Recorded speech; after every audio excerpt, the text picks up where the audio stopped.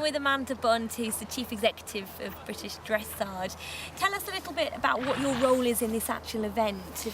Well, as Chief Executive for British Dressage, obviously my role is to oversee that all of our members basically have a great time, participate in the sport and enjoy it and want to keep coming back. So with regards to this particular event, it's important for us that we've given an opportunity for our grassroots competitors to compete in an environment that's a little bit like competing for your country, representing England or Scotland.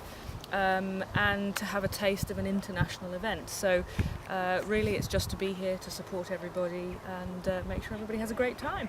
And we were talking earlier about dressage as a sport. I know it's growing, which is great, because I think a lot of people think of horse riding, they think show jumping, cross country. Dressage sometimes gets a bit neglected. Yeah, no, absolutely, but I tell you, we're right up there now. I mean, we are the fastest growing of all of the Olympic equestrian disciplines.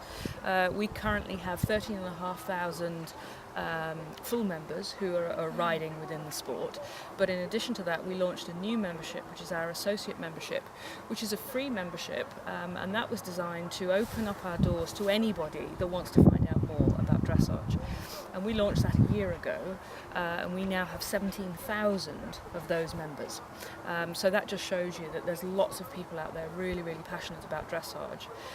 So when you combine all of those numbers and you think that there are 30,000 people now following dressage, this year, of course, we've had our amazing success at the European Championships in Rotterdam. Our senior team brought home the gold medal, first time ever in history, with a record score of any team in history. I mean, that is a phenomenal result for Great Britain. Our para team won gold as well. I mean, basically we're absolutely forging ahead. And ahead of 2012 next year, I mean, the excitement is building all the time.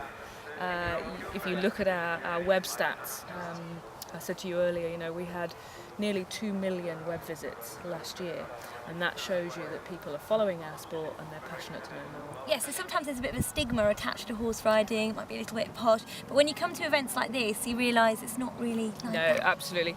If you've spent any amount of time here over the last 2 days, you'll have seen that there's people from all walks of life. There are horses, ponies, all shapes and sizes. Some of them, will have cost a little bit of money. Some of them may have cost a few £1,000s, but there will be horses here that are ordinary horses, the ones that you find in everybody's backyard.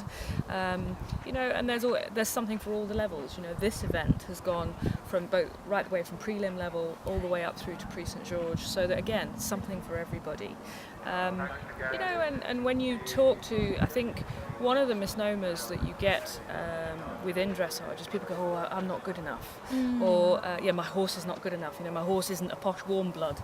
Doesn't matter. There really is something for everybody within British dressage. That's great. Well, thank you very much. Pleasure.